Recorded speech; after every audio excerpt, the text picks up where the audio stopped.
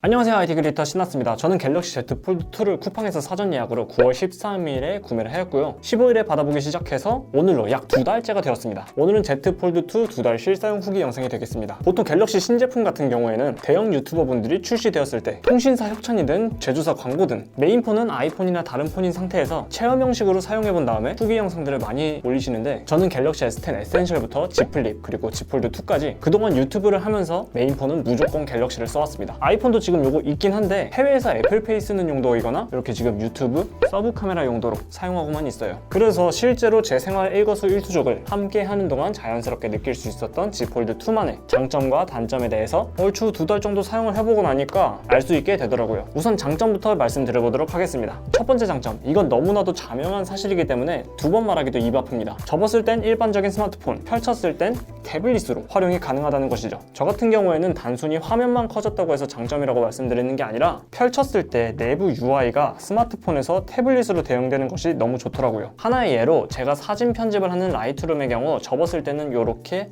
UI는 일반적인 스마트폰의 UI로 편집을 해야 되는데, 펼쳐서 메인 디스플레이로 라이트룸을 사용할 경우 제가 아이패드 프로에서 작업하는 UI 그대로 작업을 할 수가 있습니다. 데스크탑을 이용할 환경이 못 되거나 태블릿도 없을 때 Z 폴드2만으로도 작업의 지속성을 유지할 수 있다는 것, 이것이 폴더블 폰의 최대 장점이라고 생각을 합니다. 두 번째 장점으로 펼치지 않아도 대부분의 작업, 아니 대부분의 작업이 아니라 모든 작업을 대체할 수 있습니다. 제가 이전에 쓰던 폰이 Z 플립이었는데 Z 플립은 외부 디스플레이가 1.1인치짜리였죠. 그러니까 카톡이 왔다, 지금 몇 시다, 인스타그램에 알림이 왔다, 요 정도만 확인할 수 있었고, 뭔가 스마트폰을 활용을 하려면 무조건 플립을 열어야만 했어요. 이게 예전 Z 플립 후기 영상에서도 말씀드리긴 했는데 거의 반강제적으로 두 손으로만 열어야 하다 보니까 짐을 들고 있거나 우산을 들고 있을 때 솔직히 좀 불편했거든요. 그런데 Z 폴드2의 경우에는 이미 6인치 이상의 디스플레이가 이렇게 있으니까 과장 조금 보태서 펼치지 못하더라도 이 자체만으로도 이쁜 폰이라고 생각을 합니다. 못 펼치는 건 너무했나? 세 번째 장점, 멀티태스킹이 스마트폰이나 태블릿에 비해서 굉장히 월등합니다. 이전 Z 플립에서도 멀티 윈도우 기능은 탑재되어 있었지만 솔직히 그 폰은 위아래로만 기다릴 뿐 태블릿처럼 화면이 넓다는 느낌을 못 받았었기 때문에 뭔가 멀티태스킹을 하기에 적합한 화면 크기는 아니었어요. 그런데 Z 폴드2는 일단 화면 비율 자체도 스마트폰의 영역을 넘어가고 크기도 시원시원하니까 그만큼 한 번에 여러 가지 작업을 하기에 너무 편했습니다.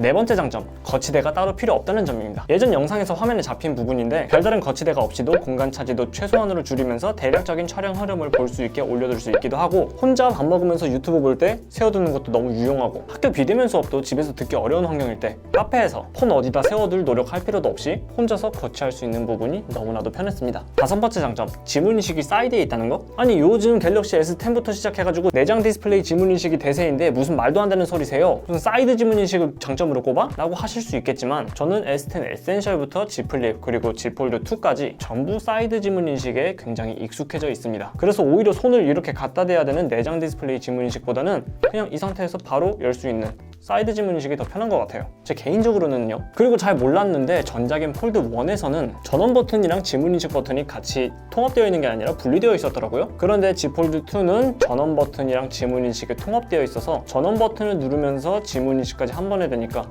항상 써오던 그립감에 익숙한 잠금 해제 방법, 이 부분이 좋았습니다. 여섯 번째 장점, 접든 펼치든 거의 완벽한 제로 베젤이라는 점입니다. 솔직히 저는 갤럭시 S 시리즈나 갤럭시 노트 시리즈에서 그 기기 밑부분, 턱 부분만 베젤이 미묘하게 두꺼운 게 너무나도 어색하고 안타까워하고 있는 사람 중 하나예요. 솔직히 옆, 위 조금 두꺼워지더라도 상하, 좌우 모두 동일한 면적의 베젤이 시각적으로 훨씬 이뻐 보이는 것 같은데 절대 그렇게 안 만들어주더라고요. 그런데 Z 폴드2 같은 경우에는 접었을 때도 폴드1의 태평양 베젤에서 벗어나서 훨씬 시원하고, 펼쳐서도 갤럭시 폴드1에 있었던 노치에서 벗어난 점, 굉장한 발전이라고 생각을 합니다. 일곱 번째 장점, 폴드1이나 플립에서 넘어오신 분들이라면 아시겠지만 이 힌지가 한 번 더 발전했다는 느낌이 들었어요. 애초에 폴드1에서 Z 플립으로 넘어올 때도 하이드 어웨이 힌지라고 아무 각도에서나 고정이 가능한 프리스탑이 가능해졌죠, 이렇게.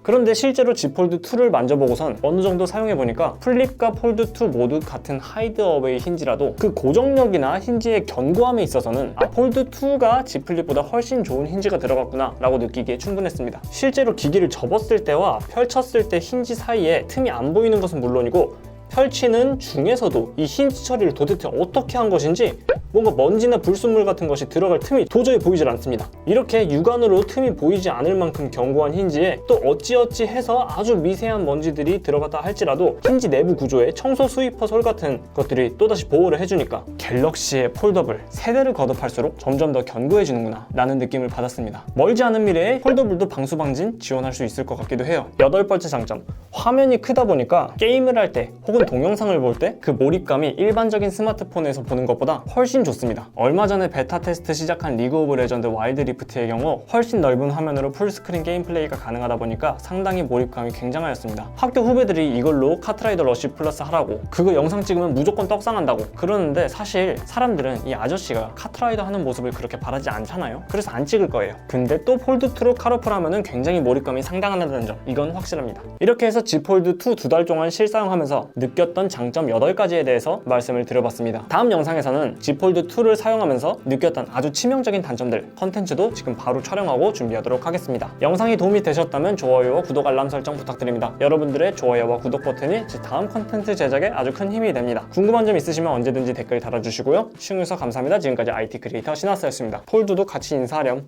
감사합니다.